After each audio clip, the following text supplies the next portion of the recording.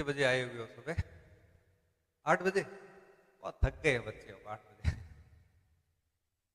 सर्वप्रथम माँ शारदा को वंदन करता हूँ। सम्मानित मंच, प्यारे बच्चे और पीछे बैठे सभी युवा। आप मैं बात शुरू करूं उससे पहले मुझे एक अंदाजा दे दीजिए कि आप किस क्लास में हैं? 12वीं क्लास में सारे? 10th के भी है? कंपटीशन के भी है? मतलब 12वीं और उसके बाद के ही है, उससे पहले भी है? पहले कम बच्चे? 9th के बच्चे? अच्छा कम। 10th, 11th और उस 12th जिन्होंने दे दिया, एग्जाम दे दिया और उसके बाद कंपटीशन। देखिए मुझे बताया गया था कि बच्चों को थोड़ा मोटिवेट करना है, थोड़ा गाइडेंस देना है कि कैसे करना है, क्या करना है, भविष्य में किस प्रकार से चीज़ें ठीक करनी है।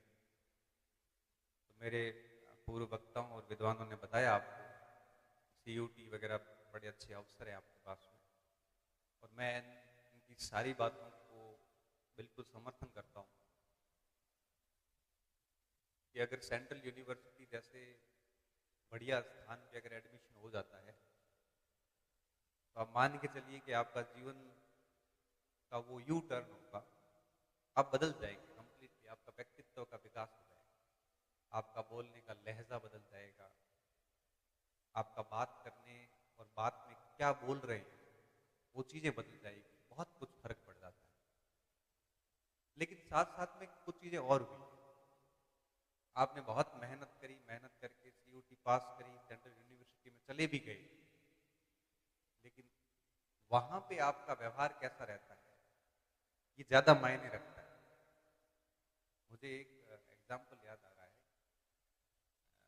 एक साल पहले, 3 एक साल पहले पहली CUT हुई थी, तो पहली CUT शायद 3 एक साल पहले हुई थी। हाँ 22 में एक बच्चा सेंट्रल यूनिवर्सिटी छोड़ के आया, उसके गार्जियन उसको वापस लेके आए। बहुत अच्छी यूनिवर्सिटी में वो गया था, बहुत बेस्ट क्लास लड़का था, केंद्रीय विद्यालय में पढ़ रहा था, इंग्लिश मीडियम था और अच्छी यूनिवर्सिटी में एडमिशन। लेकिन वहां जाने के बाद क्या हुआ कि उसने सही डायरेक्शन ना पकड़ के और एक गलत डायरेक्शन पकड़ ली, क्योंकि यूनिवर्सिटी में आपको दोनों टाइप के स्टूडेंट मिलेंगे। भले आप लंदन यूनिवर्सिटी में चले जाओ, चाहे दिल्ली में चले जाओ, चाहे JNU में चले जाओ, भारत के नहीं विश्व के किसी भी विश्वविद्यालय में चले जाओ, आपको सारे सिंसियर बच्चे नहीं मिलते। वहाँ पे कुछ आपको आवारा लोग भी मिलते हैं, क्योंकि पढ़ने के बाद अच्छे इंटेलिजेंट होते हैं, वहाँ आके वो खराब हो जाते हैं कई बार। वो बच्चा क्या हुआ कि बाड़मेर का बच्चा था, माता पिता थोड़े एक्टिव थे, एक्टिव शायद नहीं होते तो दिक्कत हो जाती, उसको वहाँ एडमिशन हो गया। 1 साल गुजरा, माँ बाप को मैं कई बार माता पिता को कहता भी हूँ, आप जितने सजग होंगे आपके बच्चे के ऊपर पूरी नजर होनी चाहिए, उनके मामलों में हस्तक्षेप नहीं करना चाहिए, लेकिन नजर पूरी होनी चाहिए। उसके माँ बाप की नजर थी, क्योंकि पिताजी डॉक्टर थे तो होशियार थे। फर्स्ट ईयर बीतने के बाद में पता चला कि वो लड़का बहुत गलत डायरेक्शन में जा रहा है। बच्चा घर आया, पिताजी पीछे यूनिवर्सिटी गए, पूरा फीडबैक लिया, पता चला कि थोड़ा बर्बाद हो चुका है, नशे पत्तों में घुस चुका है, जुआ तक खेलने जाता है। माँ बाप ने इसलिए तो नहीं भेजा था सेंट्रल यूनिवर्सिटी, केंद्रीय विश्वविद्यालय में पढ़ के इन हरकतों से क्या उसके व्यक्तित्व का विकास होगा? नहीं। वो अपने परिवार के, समाज की, देश की प्रतिष्ठा को गिराएगा ही, आगे नहीं ले जाएगा। पिताजी ने कहा कि बेहतर है इसको कॉलेज छोड़ा दो। यूनिवर्सिटी छुड़ा दी और बाड़मेर के अंदर मेरे से मिले और कोटा के अंदर फाइनल ईयर में एडमिशन करवाया, कोटा ओपन यूनिवर्सिटी में लेटरल एंट्री के तहत करवाया। एक दिन बच्चा मेरे से यूँ असाइनमेंट जमा करवा रहा था, तो मैं अंदर जा रहा था, तो उसने मेरे पैर छुए, तो मेरे को कहा सर मुझे आपसे थोड़ा काम है। मैंने कहा अंदर आ जा, बैठ के बात करते हैं। मेरे से पास में आया, मैंने कहा क्या हुआ? तो सर मैं सेंट्रल यूनिवर्सिटी में पढ़ता था और अभी मेरे को कोटा के फाइनल में एडमिशन, मैं एकदम सरप्राइज हो गया, मैं शॉक्ड हो गया, मैं बताइए केंद्रीय विश्वविद्यालय को छोड़ के कोई कोटा ओपन में क्यों डाले? कोटा ओपन में एडमिशन जनरली वो लेता है या तो सरकारी नौकर है या सरकारी कर्मचारी है या फिर कॉलेज छूट वूट गई है, तो फिर लास्ट में जो बच जाते हैं वो सारे कोटा ओपन एडमिशन ले लेते हैं जनरली। तो मैंने कहा ऐसा क्यों हुआ? उसने बहुत ईमानदारी से एडमिट किया कि मैं वहाँ जाके गलत डायरेक्शन में जा चुका था और इन कारणों से पिताजी ने मुझे कॉलेज छुड़वा दी। और अब मैं ठीक हो चुका हूँ और अब मुझे घर से अनुमति मिल नहीं रही बाहर जाने की, क्योंकि मेरा रिकॉर्ड पूरा खराब हो गया।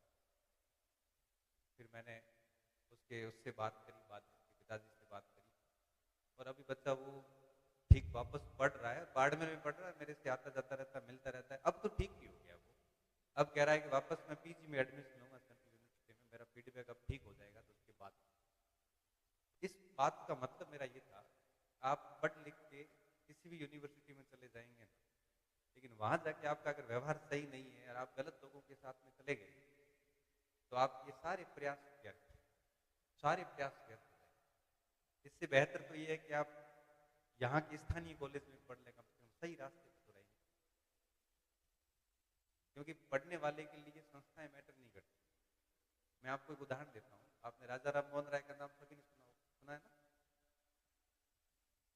मदरसे में पढ़े थे, स्कूल में भी गए थे और मिशनरी में भी पढ़े थे, अच्छी खासी शिक्षा थी। एक बार भागलपुर में क्या हुआ कि वो जा रहे थे, मुंशी थे तो पालकी में ले जाते थे जनरली, आजकल गाड़ियां होती, पहले पालकी में ले जाते।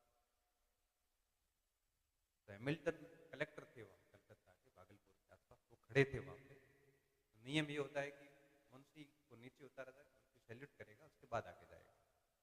राजा राम मोहन राय की पालकी रुकी नहीं, उन्होंने सैल्यूट नहीं किया तो उन्होंने जबरदस्ती कलेक्टर ने रुकवाया और पूरी तरह से गाड़ियां निकाली। राजा राम मोहन राय को ठीक नहीं लगा, उन्होंने इंग्लिश में लेटर लिखा उस समय के governor general Minto governor general थे।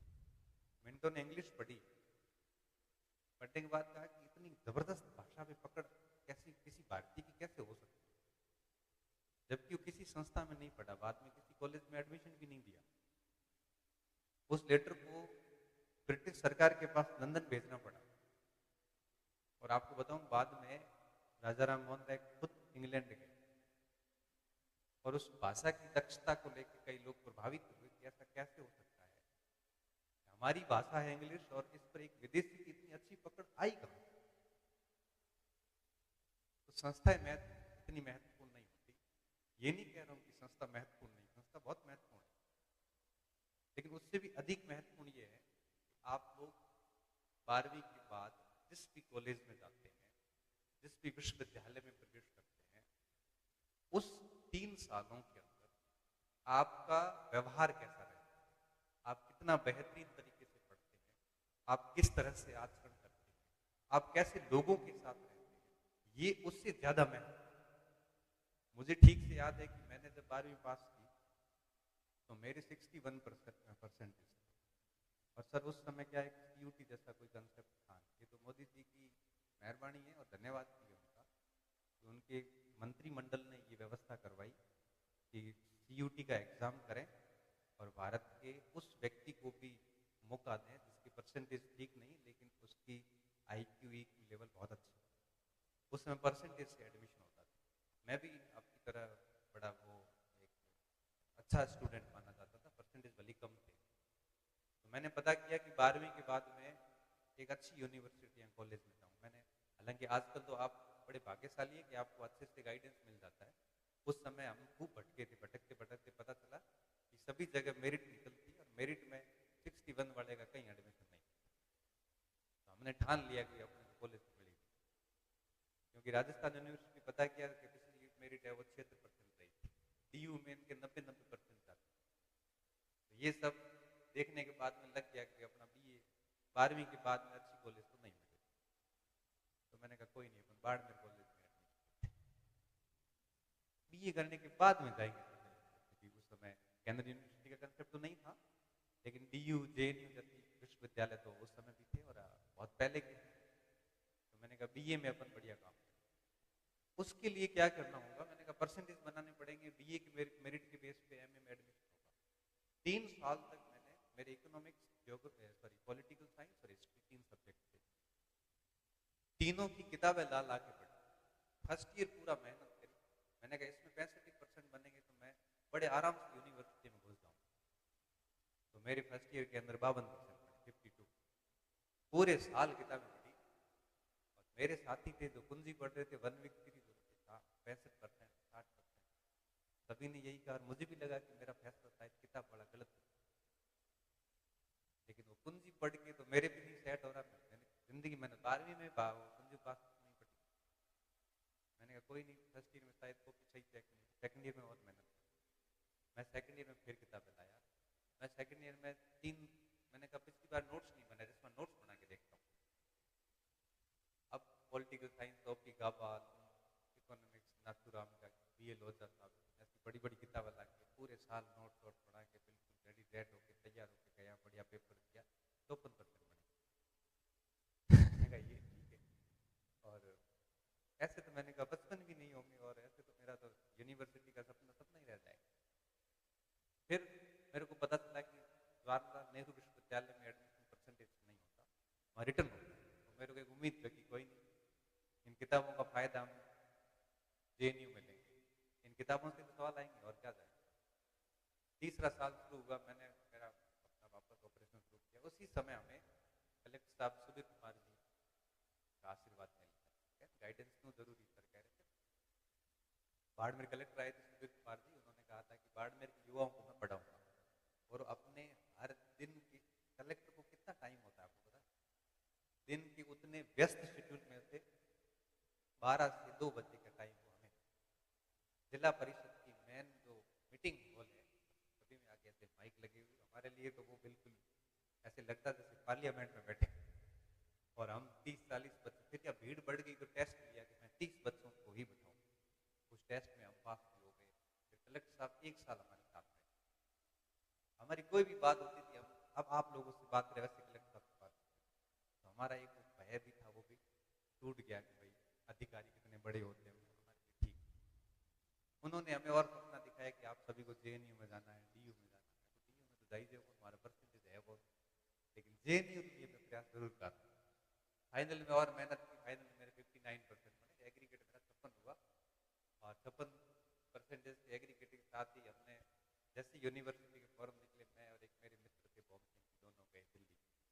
उस समय ऑनलाइन सिस्टम नहीं था, ऑफलाइन फॉर्म भर के जमा करवाना होता था। जेएनयू का भरा, डीयू का भरा, आरयू का भरा, तीनों का भर के और वापस बाड़मेर आए। डीयू की मेरिट निकली, वहां पे 82%। मैंने कहा वो क्या, अपना काम खत्म हो गया। राजस्थान यूनिवर्सिटी 76%, वो भी काम गया। अब रहा जेएनयू। मैंने भूगोल में एमए का फॉर्म डाला और साथ में हिस्ट्री का, इकोनॉमिक्स का। हिस्ट्री मेरे इतनी इंटरेस्ट नहीं थी, बस दे दी थी तो मैंने ले ली। ज्योग्राफी का रिजल्ट आया, जेएनयू का टेस्ट देख के आए। जेएनयू के साथ समस्या ये हुई कि इंग्लिश में पेपर आए और वो हमारी कमजोर। मैंने कहा ये कुल मिला के बात ये है कि अपने को ये यूनिवर्सिटी वाले लेना नहीं चाहते। पहले तो ये नहीं पता था, नहीं तो पहले ही हिम्मत टूट जाती। तो हम पेपर देने गए तो पूरा पेपर इंग्लिश में। मैंने इधर देखा उधर देखा, कुछ हिंदी वगैरह। तो मैंने वहां विक्षक से पूछा, और तो किससे पूछे, मैंने कहा इसका उत्तर भी इंग्लिश में देना है, हिंदी में दे सकते हैं। तो उन्होंने कहा बेटा ऐसा है कि आप हिंदी में लिख सकते हैं, लेकिन भेदभाव होगा बाद में, बट आप लिख सकते हैं, ऐसे मना नहीं है। हमने हमारे हिसाब से फिर हिंदी में उत्तर लिख के आए और मन में मान लिया कि अपना तो एडमिशन होना नहीं है। भूगोल का रिजल्ट पहले आया, उसमें हुआ नहीं, वो अनएक्सपेक्टेड था, होना ही नहीं। इकोनॉमिक्स का रिजल्ट आया, उसमें मेरी 35वीं रैंक आई। लेकिन हुआ क्या कि उसी साल मानव संसाधन विकास मंत्री शायद अर्जुन सिंह थे, उन्होंने 50% हायर एजुकेशन में आरक्षण दिया। आरक्षण देते हम जनरल में आते, हमारी सीट घट के होगी 22 होगी, तो मैं फिर बाहर हो गया। मैंने ठीक 35 रैंक के बाद में यूनिवर्सिटी में अपना जोग लिखा हुआ था ही, कोई बात नहीं।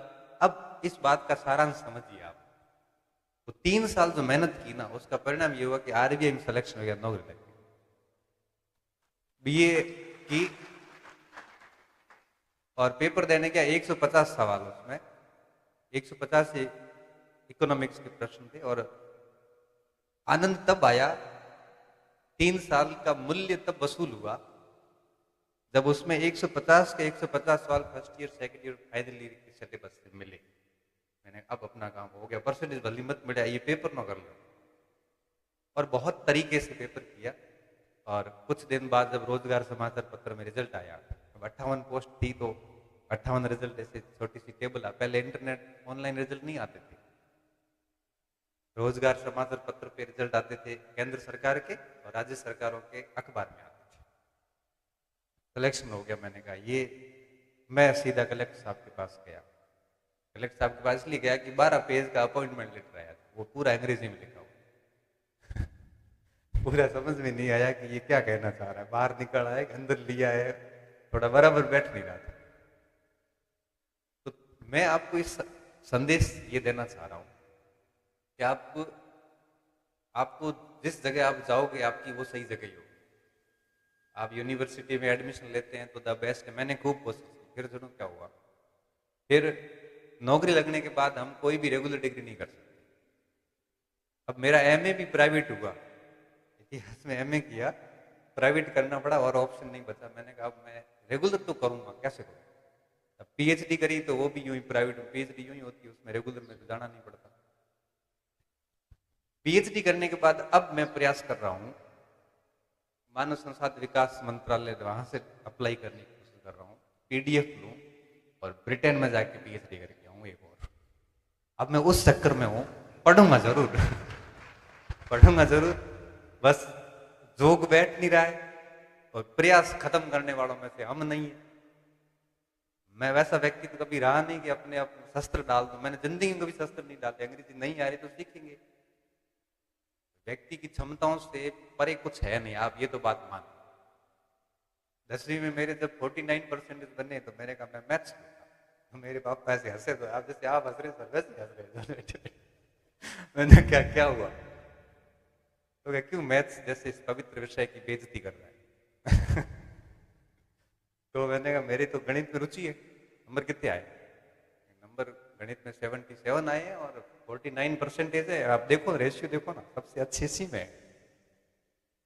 तो जा हाई स्कूल जा, हाई स्कूल मैथ्स थी उसमें, बाकी किसी में नहीं। मैं गया वहां, तो प्रिंसिपल साहब और सब बैठे थे। उन्होंने कहा कि हमारा रिजल्ट खराब करेगा, बेहतर ये है कि ये गणित छोड़ इतिहास ले ले और सबसे बड़े। उन्होंने एडमिशन सच में नहीं, मैंने रामसर स्कूल में जाके एडमिशन लिया, इकोनॉमिक्स हिस्ट्री मुझे दे दी गई। मैंने कहा जो मिला वो ठीक है, और तो क्या। और मैंने उसी को अपना पसंद का विषय बना के आगे बढ़ना शुरू किया। तो कहने का मतलब है कि ये चीजें मायने नहीं रखती कि आप अभी क्या सोचते हैं और किस तरह से काम करते हैं। लेकिन मैं सिर्फ इतना कह सकता हूं कि अगर आप अपने अध्ययन में ईमानदार हैं, अध्ययन में ईमानदार का मतलब समझते हैं, झूठ नहीं बोल रहे हैं, खुद से भी झूठ नहीं बोल रहे हैं, डेली 4 5 6 घंटे पढ़ रहे हैं और ईमानदारी से पढ़ रहे हैं, बिल्कुल रिदम से पढ़ रहे हैं, घर वालों को मूर्ख नहीं बना रहे हैं, अच्छा ग्रुप है आपके साथ में, अच्छा खेलते कूदते स्वास्थ्य का पूरा ध्यान रख रहे हैं, तो आप मान के चलिए कि आप एक दिन उस जगह पहुंचोगे जिसके योग्य आप अपने आप को बनाओगे। आप अपने आप को जितना अधिक तराशोगे इतना आपकी चमक बढ़ती जाएगी। इसलिए कहता हूं कि संस्थाएं महत्वपूर्ण हैं, लेकिन उससे भी अधिक महत्वपूर्ण ये होता है कि हम अपने ग्रेजुएशन के समय को उपयोग में कैसे लाएं। मुझे ठीक से याद है कि 12वीं के बाद जैसे मैं राजपूत हॉस्टल बाड़मेर में एडमिशन लिया, तो मैं मंथली एक मैगजीन लेके आता था। पहले क्रॉनिकल लाता था, फिर चाणक्य लाता था, फिर ऐसे करके करते कई सारी मंथली एक मैगजीन लाता था। आज मैं देखता हूं बच्चे आज भी नहीं लाते, और मैं उस समय लाता था। पूरे महीने वो करंट की पत्रिका पढ़ना। 15वें दिन मैं रोजगार समाचार पत्र लेके आता था, आजकल तो उसकी जरूरत नहीं पड़ती। और जीके की किताब है उस समय लेके आया था।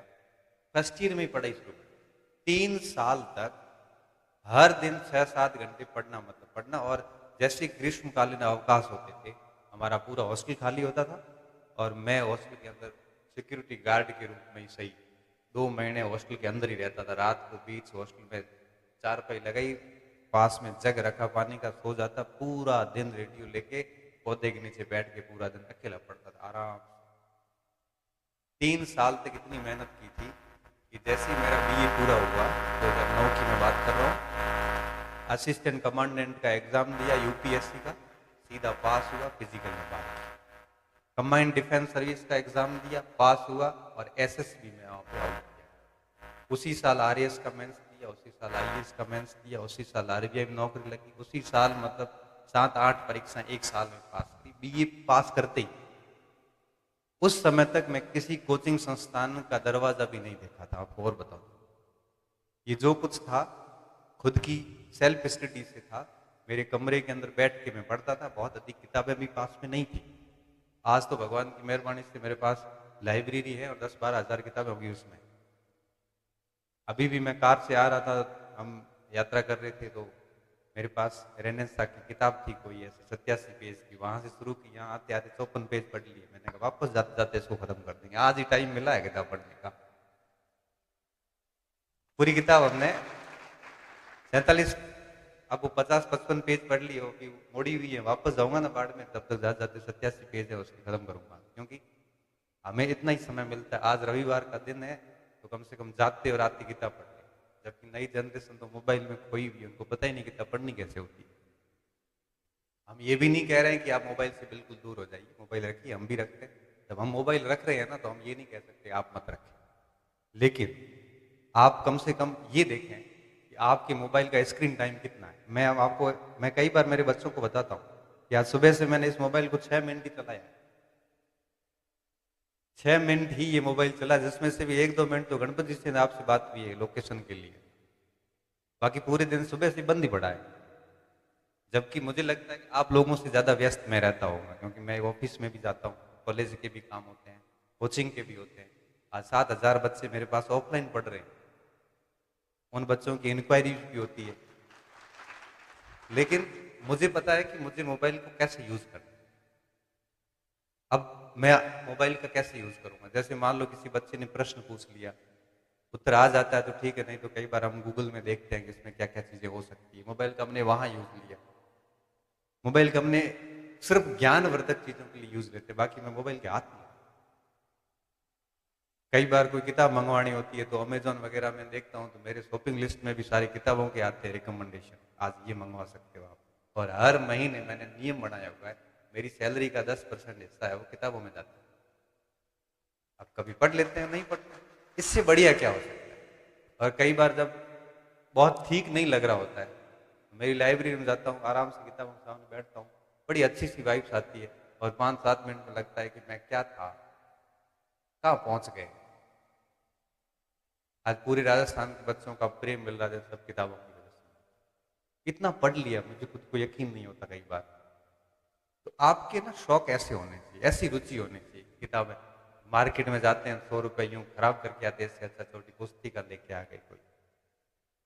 अच्छे साथी रखिए बात। अब हमारे दोस्त भी कौन है, मेरे दोस्त मैं आपको बताऊं, उस 2008-9 के अंदर जब हमने ग्रेजुएशन किया था, सर आपको बताऊं उस समय के जितने भी हमारे साथी हैं, न्यूनतम कोई किसी पद पे है तो राजनीति विज्ञान के लेक्चरर है, न्यूनतम पद बता दो। अब उच्चतम पद आप देख लो, कलेक्टर, एसडीएम, आरपीएस। हमारा 35 का ग्रुप था, 35 का ग्रुप था।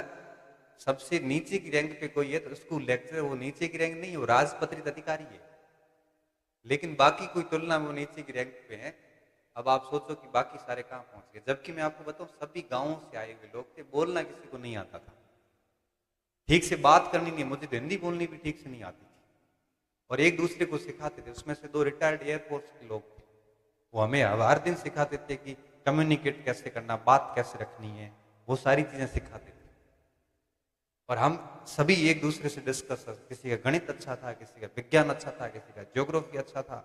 हमारे आज भी ग्रुप बने हुए, ग्रुप में आज भी बात करते हैं, बार त्योहार मौके पर मिलते भी हैं, और आज उन सबके बच्चे भी अच्छी जगह जाना शुरू हो गए। ऐसा ग्रुप था, और उस ग्रुप में किसी व्यक्ति की कोई नशा पता नहीं, आज भी नहीं। आज ऐसा नहीं उस समय पैसे नहीं थे, मैं कह रहा हूँ आज सब लाखों रुपए की सैलरी लेते हैं, किसी के कोई नशा पता नहीं। किसी की कोई गलत संगत नहीं है। क्योंकि आज के दौर में जब लोग शॉर्टकट से सफलता चाहते हैं, अभी आप देख रहे हो पेपर आउट वगैरह, ये गंदगी चलती रहती है, ये हर दौर की सच्चाई है। लेकिन मैं मानता हूं कि आपको इन सारी चीजों से हटके, जैसे ही आप अब 12वीं हो गई है, कॉलेज में आ चुके हैं, तो आप 2-3 साल एक प्रकार से खूब मेहनत कीजिए, एक आधा अच्छा मार्गदर्शक साथ रखिए, जिससे जैसे संकट आता पूछ लीजिए। अब एक विष्णु ही है मेरे मित्र रघुनाथ, वो मेरा मार्गदर्शक है। हम उम्र है हम, लेकिन जब गणपत सिंह फंसेगा ना तो फोन करेगा, भाई हाँ दिक्कत आ गई। क्या आ गई? ये निर्णय संकट आ रहा है, क्या किया जाए, ऐसा करना ऐसा नहीं करना। उसने कह दिया मतलब फाइनल है, वैसा ही करेंगे। और मैं क्या मानता हूं, निर्णय सही है या गलत है, इस बात पे निर्भर नहीं करता है कि निर्णय सही है या गलत है। ये इस बात पे निर्भर करता है कि आप निर्णय को सही साबित करते हैं या गलत ठहराते हैं। आप मेहनत करके उसको सही भी कर सकते हैं। मान लो आपने आईएएस की तैयारी शुरू करी, सीधी यही करी, मैं बीएड बीएड नहीं करूँ, जबरदस्त तरीके से मेहनत करी और आप कलेक्टर बन गए, निर्णय सही था आपने आईएएस की तैयारी शुरू करी और वहां पे काम चोरी ईमानदारी रखी नहीं, बेईमानी रखी, तैयारी में सिलेक्शन नहीं हुआ, तब आप कहोगे निर्णय गलत था। तो निर्णय सही होगा या गलत होगा ये आप तय करते हो, वो निर्णय तय थोड़ी करते। तो हमेशा अपने साथ एक ऐसा मार्गदर्शक रखिए जो आपको सही रास्ता दिखा सके। वो जरूरी नहीं कि वो मार्गदर्शक सरकारी सेवक हो, कोई भी हो सकता है। आप जिसको भी अपना ठीक मानते हो, आप उनसे बात करते रहें। नहीं तो क्या होता है कि इस उम्र में भटकाव बहुत होते हैं, और अगर आप भटक जाते हैं तो आपकी ऊर्जा नष्ट हो जाती है, अलग साइड में चली जाती है, और आप अपनी शक्तियों का उपयोग कभी नहीं कर पाते। मैं 12वीं करके आया तो मुझे खेत सिंह जी मिले, राष्ट्रीय प्रिंसिपल लगे हुए सर, अभी गोल्ड स्टेशन के आसपास है। तो मैं 12वीं करके जैसे आया तो वो उसी समय मैंने देखा कि सर पौधे के नीचे टेबल लगा के पढ़ रहे हैं, उनकी उम्र भी काफी थी। तो मुझे एक जिज्ञासा हुई, मैंने कहा ये इस उम्र में क्यों पढ़ रहे हैं? तो बड़ी हिम्मत जुटा के मैं उनके पास एक दिन गया, क्योंकि मैं छोटा था बहुत और वो काफी बड़े उम्र में थे। तो पहले के दौर की बात यह है कि हिम्मत नहीं होती थी, पहले मास्टर से भी बात करने की हिम्मत नहीं होती थी। आज अब तो क्या है कि बच्चे सीधे, मैं कॉलेज जाऊं सीधा मास्टर आया और सर की हाल चाल है, आज बच्चे ऐसे बात करते हैं। उस समय ऐसी स्थिति थी कि पुराने गुरुजनों को हम देखते थे ना, गली चेंज करते थे कि ठोक है हमारे स्कूल जाए, पहले हिम्मत नहीं होती। तो मैं गया हिम्मत जुटा के, मैंने कहा सर आप क्यों पढ़ रहे हैं, आपकी तो नौकरी लगी हुई है, थर्ड ग्रेड अध्यापक लगे हुए थे। तो उन्होंने कहा कि मेरा ये सर 2005 के फर्स्ट ग्रेड के इंटरव्यू की तैयारी कर रहे थे, वो इतिहास व्याख्याता के 2005 की भर्ती थी, 6 में शायद इंटरव्यू थी। तो उन्होंने कहा कि बेटा मैं अध्यापक लगा हुआ हूँ, लेकिन स्कूल लेक्चरर का इंटरव्यू, पहले इंटरव्यू होता था स्कूल लेक्चर का, उसकी तैयारी कर रहा हूँ। अंदर बड़ी बड़ी किताबें रखी हुई, हरिश्चंद्र वर्मा, केसी श्रीवास्तव। मैं उनको काफी देर तक देखता रहा, क्योंकि 2010 से पहले नौकरी वाला कोई दिखता था ना तो भी प्रेम हो जाता था, वाह नौकरी लगी हुई है। आजकल तो इतना कुछ क्रेज रहा नहीं, क्योंकि आजकल स्कोप भी खूब है, नौकरी का इतना कुछ नहीं रहा। तो मैं काफी देर तक देखता रहा। मैंने कहा सर मुझे भी नौकरी लेनी, क्या करना पड़ेगा? तो उसने कहा कुछ नहीं करना, ईमानदार रहना, गलतियां करनी नहीं है, और मैं किताबें बताता हूँ, इनको पढ़ता जा, और बाद में किसी बढ़िया यूनिवर्सिटी में, बीई में तो एडमिशन हुआ नहीं, एमए में करवा ला। और उन्होंने सिर्फ 2-3 चीजें बताई थी। एक, करंट अफेयर की किताब आपको मंथली पढ़नी है, बस पढ़नी है। क्यों पढ़नी मुझे नहीं पता, क्यों पढ़नी, बस पढ़नी है। और 2-3 किताबें जीके की ला के दी, बस पढ़ता रहा साल भर। और कहते हैं कि जब तक आप पढ़ाई शुरू नहीं करोगे ना, तब तक आपके मस्तिष्क में 1000 सवाल आएंगे, कैसे करूं, कैसे होगा, मेरे से होगा कि नहीं होगा। लेकिन जैसे ही हम पढ़ाई शुरू करते हैं, तब सवाल आना बंद हो जाते हैं और आगे का रास्ता अपने आप खुलता जाता है। ये पहाड़ की तरह, आप पहाड़ पे चढ़ते हैं ना, तो पहाड़ के ऊपर डेढ़ ऊपर जाने के बाद में पहले लगता है जैसे इतनी ऊंचाई है, वहां जाते हैं फिर एक नया रास्ता और खुलता है, और आप चढ़ते जाओ आगे आगे नया रास्ता मिलता जाता है। ये पढ़ाई उसी तरह से। इसलिए खूब मेहनत कीजिए और अपने समय को कभी भी बर्बाद मत होने दें। और साथ साथ मैं एक और चीज बताऊं, खेलिए कूदिए और स्वास्थ्य का पूरा ध्यान रखिए, अच्छा खाइए पिए, और पढ़ाई में कोई लापरवाही मत करना। खुद को कभी ऐसे टॉर्चर मत करो कि नहीं बस पढ़ना ही है, पढ़ना ही नहीं। ये मानसिक काम है, और मानसिक काम हमेशा अच्छे मन से होते हैं। अच्छे मन के साथ रहिए। आपके पास 3 साल पड़े और 3 साल में आप बहुत कुछ कर सकते हैं।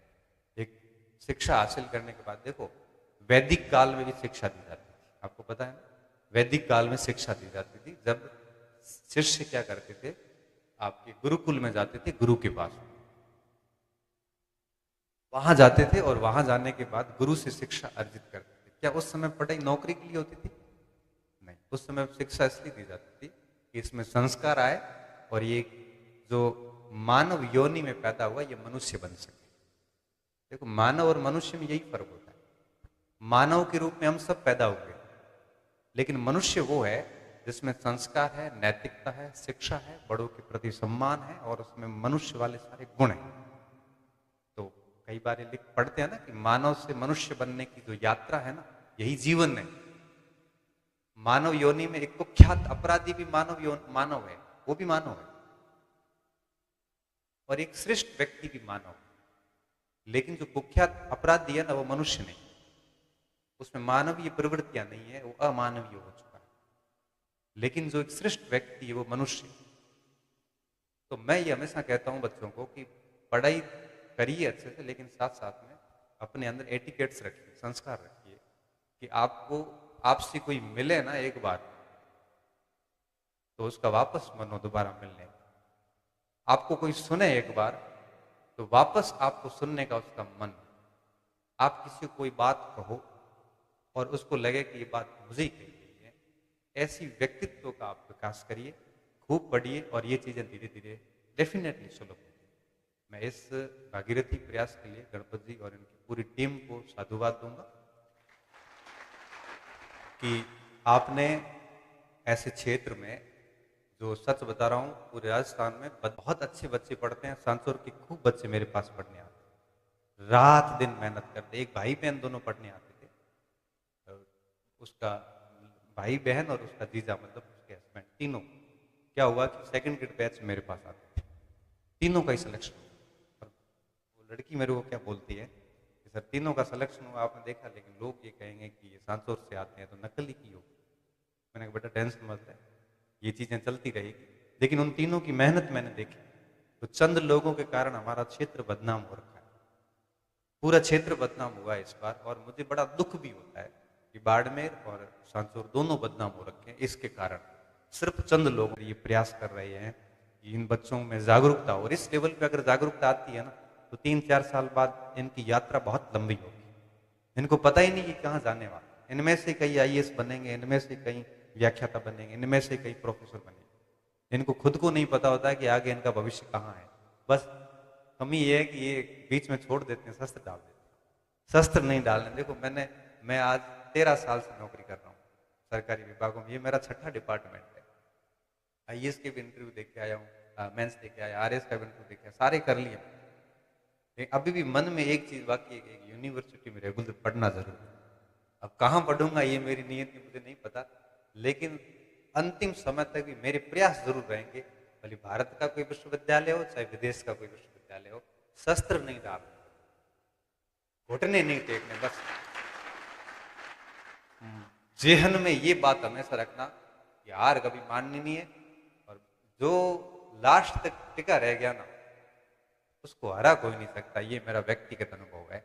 इसी के साथ मैं मेरी बात खत्म करता हूँ और पुनः पूरी टीम को और सभी वक्ताओं को धन्यवाद दूंगा कि हमारी